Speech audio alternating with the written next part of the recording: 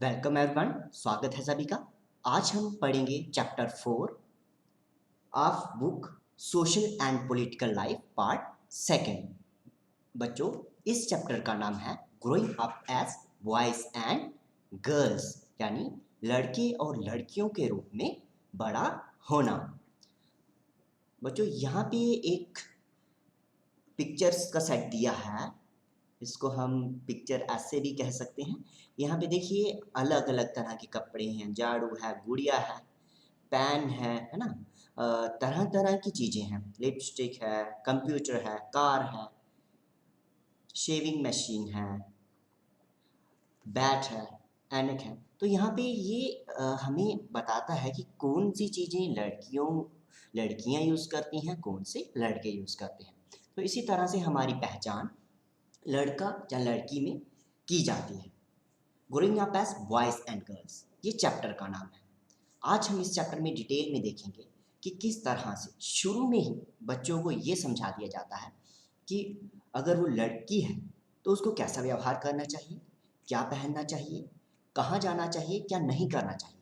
और यही same boys को भी हमारी सोसाइटी में, हमारे परिवार से ही इनफैक्ट ये सब शुरू हो जाता है। तो चलिए पढ़ते हैं डिटेल से। Being a boy or a girl is an important part of one's identity. Okay, हमें पता होता है हम बॉयज़ हैं या गर्ल हैं, है ना। ये हमारी आइडेंटिटी हो जाती है। The society we grow up in teaches us what kind of behaviour is acceptable for girls and boys. Boys के लिए कैसा बिहेवियर होगा, गर्ल्स के लिए कैसा बिहेवियर होगा, है ना। But boys and girls can और cannot do. We often grow up thinking that these things are exactly the same everywhere. हमें ऐसा लगता है कि जैसा हमारी सोसाइटी में हो रहा है, जैसा हम देखते हैं, वैसा हर जगह पे होगा। ऐसा होने का एक कारण भी है, क्योंकि हमने सिर्फ अपनी ही नज़र से सोचते हैं, जो हम देखते हैं बस हम वही सोच लेते हैं और हमें लगता है कि ऐसा ही। लेकिन बच्चों, ऐसा नहीं है। हम अलग अलग समाज में देखते हैं कि वहाँ पे लड़कियों और लड़कों का अलग अलग वे में ग्रो अप होते हैं बच्चे। अलग अलग वे में केयर की जाती है उनकी, और अलग तरीके से उनको सिखाया जाता है। All societies look at boys and girls not in the same way. हम ये भी देखेंगे कि कैसे ही शुरू में ही different roles assigned to boys and girls prepare them for their future roles as men and women. शुरू से ही उनको रोल दे दिए जाते हैं that this is the role of man and this is the role of woman. These are the things a man can do. These are the things a woman will do. Okay, तो वो शुरू में ही हमारी जो care होती है, जहाँ society में, जहाँ हमारी फैमिली में ही ये सब चीज़ें हमें शुरू से ही सिखाई जाती हैं। जैसे गर्ल्स को गुड़िया लेके दी जाती है, बॉयज़ को कार लेके दी जाती है, जब बैट बॉल लेके दिया जाता है। तो इस तरह से पहले ही डिस्टिंक्शन हम अब बच्चों में ये कर लेते हैं, उनको ये बता देते हैं कि गर्ल्स क्या खेलेंगी और बॉयज़ क्या खेलेंगे, है ना। The roles women play and the work they do are usually valued less than the roles men play and the work they do. तो किस तरह से हमारी सोसाइटी में एक जेंडर इनइक्वालिटी है। Okay, we will see man और women में किस तरह से एक तरह से इनइक्वालिटी हमारे सोसाइटी में है। यहाँ पे कुछ केस स्टडीज देखेंगे बच्चों। Growing up in Samoa in the 1920s। ये सामोआ क्या है, what is this Samoa? This is about island. ये एक आइलैंड है, एक द्वीप है। कहाँ पर है ये द्वीप? पैसिफिक ओशियन, है ना, प्रशांत महासागर के बीच ये एक ओशियन, ये एक द्वीप है। The Samoan Island are part of a large group of small island in the southern part of the Pacific Ocean. ठीक है, ये वहाँ की कहानी है। 1920s में 1920s में यानी 1920, 21, 22 से लेके 1930 से पहले पहले एक रिसर्च रिपोर्ट के अकॉर्डिंग सामोन सोसाइटी में क्या होता है, बच्चे स्कूल नहीं जाते हैं। इस द्वीप में, इस आइलैंड में बच्चे स्कूल नहीं जाते थे। 1920 की बात है। वो बहुत सारी चीज़ें सीखते थे, जैसे छोटे बच्चों की केयर कैसे करनी है, घर का काम कैसे करना है, और जो घर के बड़े हैं उनकी किस तरह से हेल्प करनी है। फिशिंग मछली पकड़ना है ना, ये एक इम्पोर्टेंट एक्टिविटी थी इस आइलैंड में। Younger people therefore learn to undertake long fishing expeditions, है ना, बहुत दूर दूर तक मछलियाँ पकड़ने जाते हैं। जैसे ही बच्चे यंग हो जाते हैं, 13-14 साल से ऊपर हो जाते हैं, they learn these things at different points in their childhood. तो अपन चाइल्डहुड में अलग अलग पॉइंट में लाइफ में, फॉर एग्जांपल उनकी एज अगर 5 to 10 है तो उस पर्टिकुलर टाइम पीरियड में बच्चे क्या करेंगे, है ना। उसके बाद बच्चे उस पर्टिकुलर ईयर के बाद जो लाइफ के ईयर्स हैं उनमें बच्चे क्या करेंगे, तो ये उस सोसाइटी में बच्चे करते थे अलग अलग age. As soon as the babies could walk, छोटे बच्चे जैसे ही थोड़े चलना शुरू कर दें तो मदर्स उनको छोड़ के चली जाती थी, जो बड़े बच्चे होते थे उनके, है ना, older children as young as 5 years old, वो उसकी रिस्पॉन्सिबिलिटी संभाल लेते थे। छोटे अपने बॉयज़ और गर्ल्स को लुक आफ्टर करते थे, ठीक है। By the time a boy was about 9 years old, he joined the older boys in learning outdoor jobs like fishing, planting coconuts, है ना। ये सब काम 9 साल के बाद जब बच्चा बड़ा हो जाता तो ये काम करते थे, और स्मॉल चिल्ड्रन अपने बड़ों की सेवा करते थे और छोटे बच्चों को संभालते थे। ओके, टीनेजर्स जैसे ही 14 साल से ऊपर हो जाते थे उनको फ्रीडम मिल जाती थी, गर्ल्स को भी फ्रीडम मिल जाती थी, यानी वो भी अब मछलियाँ पकड़ने की ट्रिप में जा सकती थी, प्लांटेशन कर सकती थी, बास्केट्स जो भी टोकरी वगैरह बुनना होता है वो सब कर सकती थी।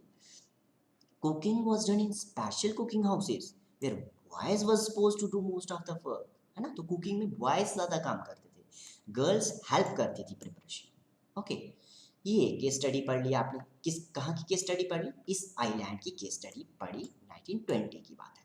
अब बच्चों हम देखेंगे मध्य प्रदेश की एक केस स्टडी कि मध्य प्रदेश में कैसा होता था। 1960s की बात है dear students, 19 we are studying about the time period of 1960s, from 1960 and 70 से बीच बीच का टाइम, 10 साल का टाइम।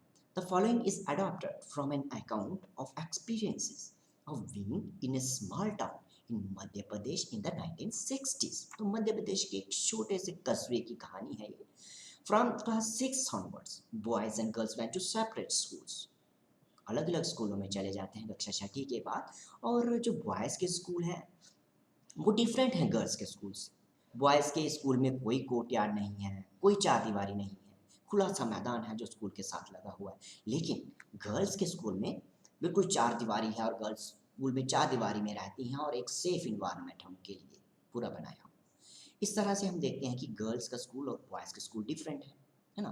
तो बॉयज़ के ग्राउंड में शाम को तो बच्चे खेलने भी आते हैं, अलग अलग लोग खेलने आ जाते हैं। गर्ल्स को जैसे ही छुट्टी होती है या जैसे स्कूल से आती हैं, उनको देखा जाता है कि वो क्राउड्स में जाती हैं, जहाँ ग्रुप में जाती हैं घरों को, है ना। स्ट्रीट्स में, गलियों में, नैरो गलियों में, तंग गलियों में वो ग्रुप में जाती हैं। And they look so purposeful, है ना। तो ऐसा लगता है कि वो सिर्फ काम से आई थी पढ़ने के लिए और काम से फिर वापस जा रही हैं सीधे अपने घर। जबकि लड़के हैं जो टहल रहे हैं यहाँ वहाँ से, अपना टाइम यहाँ वहाँ पास कर रहे हैं, बाईसाइकिल्स के साथ ट्रिक्स कर रहे हैं कि कैसे, है ना। For the girls street was simply a place to get straight home, लेकिन लड़कियाँ गलियों से सीधे घर जाती हैं।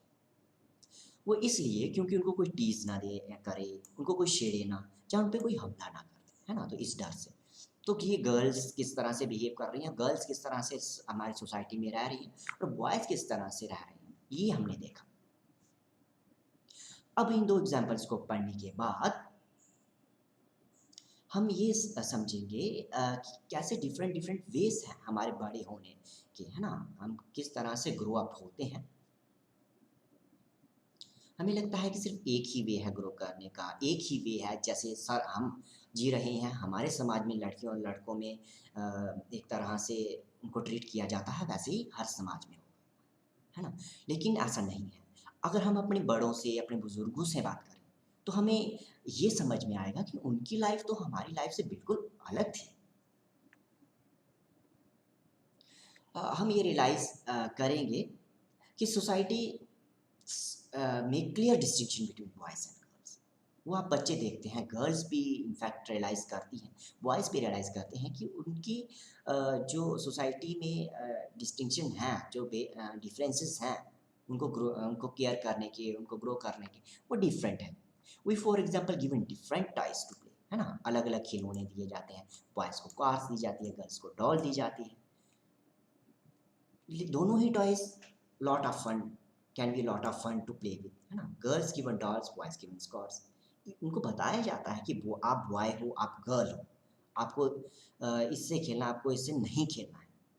गर्ल्स को बताया जाता है कि आपको कौन से ड्रेस होंगे, कौन से गेम्स आपको प्ले करनी है, सॉरी, कौन सी गेम्स आपको प्ले करनी है, कौन से टॉयज़ के साथ आपको खेलना है, आपके क्या रोल्स होंगे, बड़े होकर आपको क्या करना है। सो ऑल दिस आपको और क्या कैरियर्स वुमेन को चूज़ करने हैं, वो ऑटोमेटिकली ही डिसाइड होता जाता है। जैसा उनको सोसाइटी में सिखाया जाता है, समाज में सिखाया जाता है, जहाँ घरों में उनको सिखाया जाता है, वैसा ही उनका फ्यूचर में भी बिहेवियर हो जाता है। वो हम सारी मैक्सिमम सोसाइटीज़ में, मोस्ट सोसाइटीज़ में, हमारी सोसाइटी में भी वुमेन और man play are the work they do are not valued equally. We all know that women get less salary than less wages than men in our society. ये सब तो हम देखते हैं, है ना? और मैन और वुमेन का सेम स्टेटस भी नहीं है. Let us look at how this difference exists in the work done by men and women. तो देखते हैं, ये एक छोटी सी एक कन्वर्सेशन है एक मदर की, जहाँ एक टीचर की, यहाँ पे कन्वर्सेशन हो रही है कि माँ, we are going on a school excursion, Rosie's mum's needs volunteers, can you take a holiday from office and volunteer, है ना? तो ये कहती है कि हम एक्सकर्जन पे जा रहे हैं, बाहर जा रहे हैं, क्या तुम छुट्टी ले सकती हो? Hermes mother always comes for excursion because she does not work, है ना? तो वो एक्सकर्जन के लिए आती है क्योंकि वो काम नहीं करती। तो ये कहती हैं कि Sonali, how can you say that? You know that Jaspreet aunty is up at 5 AM every day doing all the house work, है ना? 5 बजे उठ के सारा घर का काम करती है, तुम कैसे कह सकती हो कि वो काम नहीं करती? Yes but that's not real work, it's just house work, है ना? घर का काम भी तो कोई काम होता है क्या? Oh that's what you think, do you? Let's go over to the house and ask Jaspreet what she thinks, है ना? तो जसप्रीत के घर जाते हैं, हर्षरण को बोलते हैं कि Sonali thinks that your wife is not a working person. But isn't that correct, auntie? My mother is a housewife. She does not work. तो ये लड़का कहता है कि सच नहीं है क्या? मेरी मदर तो हाउसवाइफ है, वो सच में काम नहीं करती. Then Jasprit, why don't you just relax and let them manage everything for a change? Okay. So Jasprit अब कहती है, great idea, okay I will go on strike tomorrow. तो कल से मैं स्ट्राइक पे चली जाती हूँ, बाकी सारा काम यही करेंगे और इनको पता चलेगा कि मैं काम करती हूँ कि नहीं. What fun, we will take care of everything tomorrow with papa. तो ये सोचते हैं कि हम सारा काम कर लेंगे पापा के साथ और ये बहुत ईजी होगा. Next morning 7:30 AM, 7:35 sorry 7:30 AM सुबह के क्या होता है? Oh God, look at the time, where is my breakfast, why are the children ready, है ना? तो कहाँ बच्चे, कहाँ है, मेरी ब्रेकफास्ट कहाँ है? टाइम 7:30 हो गए, है ना? तो ऑफिस भी जाना है. तो उनकी वाइफ कहती है जसप्रीत की, how would I know, I am on strike, remember, besides Mangala has also taken leave today, है ना? उनकी जो घर में काम करती थी मंगला, उसको भी छुट्टी दे दी गई है. और जसप्रीत कहती है मैं तो स्ट्राइक पे हूँ भाई, पता नहीं है क्या? Oho, that's the school bus, have to drop them in the car, है ना? बस का हॉर्न बजता है और बच्चों को भी छोड़ना था, लेकिन बस तो मिस हो गई, अब तो कार पे छोड़ना पड़ेगा, है ना? Hurry hurry and ask the hermit to switch on the pump, है ना? तो बाथरूम में पानी, पंप नहीं लगाया होगा तो पानी कम हो गया होगा, है ना? तो ये सारे काम घर के हैं जो करने पड़ रहे हैं. But what about the kids lunch box, है ना? तो लंच बॉक्स भी फॉरगेट हो गया, लंच बॉक्स भी नहीं डाला. I will give you some money, just buy something from the canteen today. तो बच्चों को कहते हैं वो बच्चे कहते हैं कि माँ ने तो पहले ही पैसे दे दिए, हमें पैसे तो नहीं चाहिए, हमें तो लंच बॉक्स ही चाहिए था। Ding ding, I'm exhausted. Exhausted. How about some tea?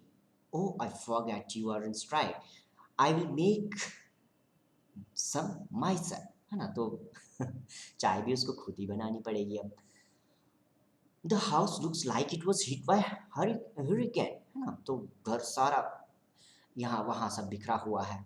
तो जसप्रीत कहती है, Did you expect it to remain in exactly the same condition in which you left it this morning, dear? है ना, तो ऐसा ही छोड़ के गए थे तुम। Harmeet, where on the earth are the tea leaves. उसको चाय की पत्ती मिल ही नहीं रही है हरमीत को। अब जसप्रीत कहती है, hey I wonder if they still believe I don't work and now I have to remind them that chacha ji and chachi ji are coming for dinner. है ना, तो ये अब बताने वाली है कि अभी क्या हुआ, अभी तो बहुत काम पेंडिंग है क्योंकि चाचा और चाची जी डिनर के लिए आने वाले हैं। ओके, तो यहाँ से क्लियर होता है कि वुमेन हाउसवाइफ हैं लेकिन वो भी काम कर रही है ना। जेंडर में एक डिस्टिंक्शन किया जा रहा है कि वुमेन तो कुछ काम ही नहीं करती अगर वो घर पे रहती है ना। तो यहाँ से क्लियर हो रहा है कि वुमेन हाउसवाइफ हैं बेशक वो, लेकिन काम बहुत सारा काम करती हैं और वो उसमें भी काफ़ी मेहनत लगती है उस काम में। कुछ और एग्जाम्पल्स देखेंगे हम बच्चों। Valuing housework, valuing housework. Hermes family did not think that the work Jaspreet did within the house was real work, है ना, उसको कोई काम नहीं समझती थी उसकी फैमिली। तो across the world main responsibility for house work and care giving task, ये फैमिली की जहाँ एल्डरली सिक पीपल सिक मेंबर्स जो होते हैं जो घर में बीमार, वो वुमेन की ही समझी जाती है और उसको काम भी नहीं समझा जाता। और ये समझा जाता है कि जो नेचुरली वुमेन के ही काम है ना। It therefore does not have to be paid for, क्योंकि उसको तो काम ही नहीं समझा जाता तो फिर उसकी पे कैसे। सोसाइटी इस काम को वैल्यू भी नहीं देती।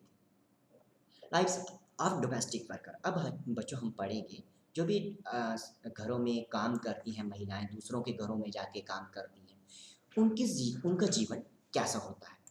ये कहानी मेलानी विद हर डॉटर वो बता रही है, उसकी कोर्स हैं, वो क्या बोलती है और क्या कैसे उसको सब सहना पड़ता है ना। तो देखते हैं। In the story above, Harvey's mother was not the only one who did the housework. A lot of work was done by the Mangala. Mangala जो उसके घर पे काम करती थी, कि डोमेस्टिक हेल्पर थी, वो भी काम करती थी।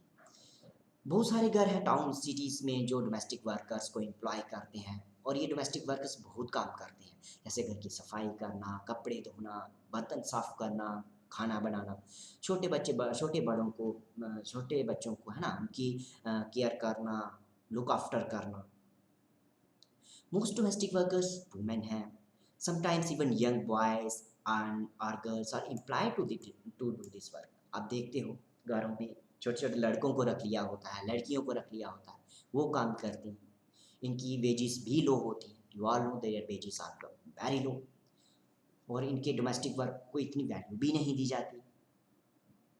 डोमेस्टिक वर्कर्स को सुबह जल्दी उठना पड़ता है और रात के 12 बज जाते हैं इनको काम करते करते।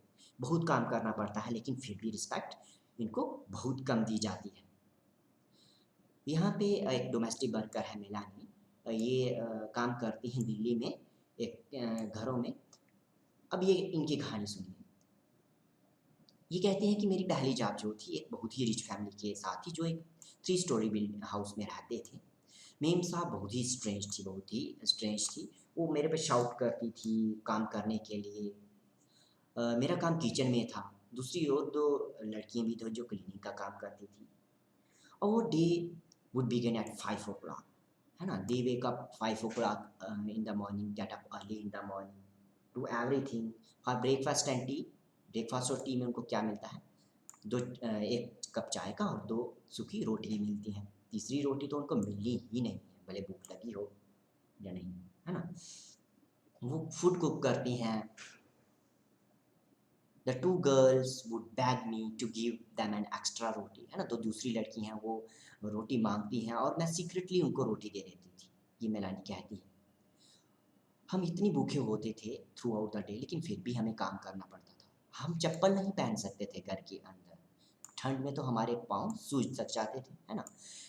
आई used to feel scared of the memsahib, बहुत डर लगता था मैम साहब से, क्योंकि और साथ ही साथ मुझे बुरा भी गुस्सा भी आता था और ह्यूमिलेटेड भी फील करती थी। Did we not work all day, did we not deserve to be treated with some respect, क्या हमें रिस्पेक्ट नहीं दी जा सकती, इतना काम करते हैं हम सुबह से शाम तक। This Melanie is same, so you have seen the life of domestic worker Melanie, है ना। तो ये मेलानी की पिक्चर है, उसकी डॉटर है, ये कहती है कि उसको कितना काम करना पड़ता है। ऐसा नहीं है कि किसी के घर में काम किया और अपने घर में काम नहीं होगा, है ना। इनको अपने घर में जाकर भी काम करना पड़ता है और किस तरह से डबल बर्डन इनके ऊपर पड़ता है। नेट चल रहा है ना?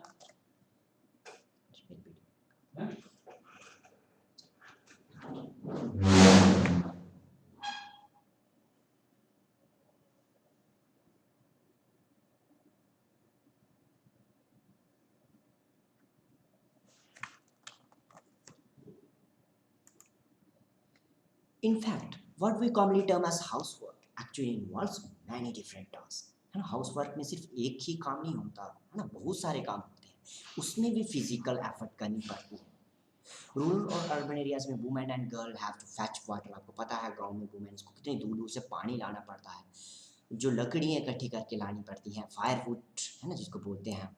दे have to collect firewood, they have to fetch water and have to cover long distance, और ये फिजिकल स्ट्रेन होता है, इतना काम करना पड़ता है वुमेन्स को गांव में। वॉशिंग, कपड़े धोने पड़ते हैं, they have to clean the house, sweep the house, picking up loads require bending, lifting, carrying, तो इतना फिजिकल एफर्ट करना पड़ता है वुमेन्स को। Many shows like cloth cooking involve standing for long hours, है ना, कितने घंटे खड़े रहना पड़ता है हॉट स्टोव्स के सामने और फिर रोटियां बनानी पड़ती हैं। The work women do is strenuous and physically demanding, words that we normally associate with men, हमें लगता है कि मैन ही जो मेल होते हैं वही इतना हार्ड वर्क करते हैं, इतना फिजिकल काम जो फिजिकली डिमांडिंग हो वही वो ऐसा काम करते हैं, लेकिन वुमेन्स भी ऐसा काम करती हैं, वो भी फिजिकल स्ट्रेन वाला काम करती हैं। Another aspect of housework and caregiving that we do not recognize is that it is very time consuming, है ना। कितना टाइम कंज्यूमिंग होता है किचन में काम करना, जहाँ वाटर को फैच करना, इतनी दूर से लकड़ियाँ लाना, ये सब काम टाइम कंज्यूमिंग होते हैं। In fact, if we add up the housework and the work women do outside the home, we find that women spend much more time working than men, है ना। अब यहाँ से हम इस स्टैटिस्टिकल डाटा से हम देखेंगे, ये डाटा, ये तथ्य, ये फैक्ट्स सेंट्रल स्टैटिस्टिकल ऑर्गेनाइजेशन द्वारा एकत्रित किए गए हैं। पीरियड है 1998-1999 के बीच का ये डाटा है। हम हरियाणा में देखते हैं कि वुमेन कितने एक हफ्ते में कितने घंटे काम करती हैं, 23 घंटे, जबकि तमिलनाडु में 19 घंटे काम करती हैं। आगे आ जाता है वुमेन का अनपेड वर्क, यानी वो अपने घरों में कितने काम करती हैं एक हफ्ते में, 30 घंटे हरियाणा में और 35 घंटे तमिलनाडु, है ना। वुमेन टोटल कितना हो जाता है देखते हैं। मैन का देखते हैं आप, मैन पेड वर्क घर के बाहर कितना घंटे काम करते हैं एक हफ्ते में, 7 दिनों में 38 आवर्स, है ना, 38 घंटे। घर में सिर्फ 2 घंटे। तमिलनाडु की बात करें तो 40 घंटे एक हफ्ते में बाहर और 4 घंटे घर के अंदर। अब प्लस कर लें, करें प्लस, वुमेन का प्लस करके इधर देखते हैं कितना आ रहा है, और मेल का प्लस करके देखते हैं कितना आ रहा है, 30-20 50-53, है ना। तो वुमेन कितना 53 घंटे काम कर रही हैं, और हरियाणा में मेल्स का करते हैं 38 और 2 इज इक्वल्स टू कितना आ रहा है 40। तो यहाँ पे हम देखते हैं कि डबल बर्डन वुमेन्स फेस कर रही हैं, है ना। वुमेन्स ज़्यादा काम कर रही हैं मेल से, लेकिन फिर भी उनके काम को रिस्पेक्ट नहीं दी जा रही, ऐसा हमारी सोसाइटी में हो रहा है। बच्चों, हमारे संविधान में ये क्लियर प्रोविज़न है कि हम जेंडर के बेस पे डिस्क्रिमिनेशन नहीं करें, मेल और फीमेल में डिस्क्रिमिनेशन नहीं करें, लेकिन फिर भी हमारे समाज में ऐसा हो रहा है। Women's work and equality, let us see. अब हम ये देखेंगे कि सोसाइटी में जहाँ हमारे, ऐसा नहीं है कि हमारे घर में ऐसा हो रहा है, जहाँ ये हमारी एक फैमिली का ही मैटर है, ऐसा समाज में हो रहा है, ऐसा हमारी सोसाइटी, हमारी कंट्री में हो रहा है। और it therefore has to be dealt with through actions, not just at the level of the individual or the family, but also by the government. तो गवर्नमेंट को भी इसमें इनिशिएटिव लेना चाहिए। हमारा कॉन्स्टिट्यूशन से दैट मेल और female should not become a reason for discrimination. Inequality sexes में नहीं होनी चाहिए, लेकिन रियलिटी में ऐसा है। हम अपने समाज में हम खुद महसूस करके देखते हैं कि बॉयज़ हम कैसे ग्रो अप हुए हैं और गर्ल्स कैसे ग्रो अप हुई हैं, है ना? गर्ल्स को बताया जाता है कि उनको घर से बाहर कब निकलना है, कब नहीं निकलना है, क्या पहनना है, क्या नहीं पहनना है ना? तो ये क्लियर डिस्टिंक्शन हमें सोसाइटी में दिखता है गर्ल्स और बॉयज़ में।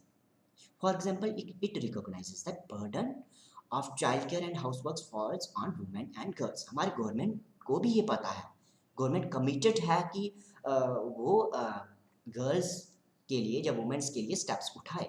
यहाँ पे पिक्चर से आप क्लियर हो रहा है आपको कि गांव में देखो आंगनवाड़ी खुले हुए हैं, बालवाड़ीज खुले हुए हैं, यहाँ पे बच्चों के लिए क्रैशे फैसिलिटी हैं, और गर्ल्स जो छोटे बच्चों के लिए आंगनवाड़ी भी हैं, वहाँ उनको न्यूट्रिशनल फूड मिलता है।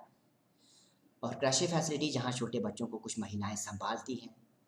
बहुत सारे काम हैं जो जहाँ पे 30 से अधिक महिलाएं होंगी अगर, तो वहाँ पे क्रैशे फैसिलिटीज़ प्रोवाइड करना उस इंस्टीट्यूशन का कर्तव्य होगा। जैसे एमजी नरेगा में वर्क वुमेन्स अगर काम करती हैं साइड पे, तो साथ में क्रैशे फैसिलिटी भी होती है। तो गवर्नमेंट काम कर रही है वुमेन्स और गर्ल्स के बर्डन को देखते हुए। वुमेन घर के काम कर रही हैं, बाहर के काम कर रही हैं, तो इसको क्या कहा जाता है, एक तरह से डबल बर्डन है ये वुमेन्स पे। बच्चों, ये यहाँ पे जेंडर इक्वालिटी, ये हमारा गोल है कि हमें ये सस्टेनेबल डेवलपमेंट गोल है। UNDP, United Nation Development Programme, इसने सस्टेनेबल डेवलपमेंट गोल्स कुछ गोल्स सेट किए हैं कि हमें इन गोल्स को इस पर्टिकुलर ईयर तक 2022 तक जैसे अचीव करना ही करना है। हमें जेंडर इनइक्वालिटी को ख़त्म करना है 2022, है ना? तो ये हमारा गोल 5 है सस्टेनेबल डेवलपमेंट गोल्स में। आप नेट में सर्च कर सकते हैं हमारे सस्टेनेबल डेवलपमेंट गोल्स कौन कौन से हैं। यूएनडीपी ने ये डिज़ाइन किया और सभी कंट्रीज़ को कहा है कि आप इन गोल्स को टाइम बाउंड मैनर में अचीव करिए, पूरा करिए। यहाँ पे बच्चों ये पिक्चर्स हैं कुछ, ये पिक्चर्स क्या कह रही हैं? What do you think this poster is trying to say? ये पोस्टर क्या कह रहा है ना? ये वुमेन्स क्या काम काम कर रही हैं, है ना?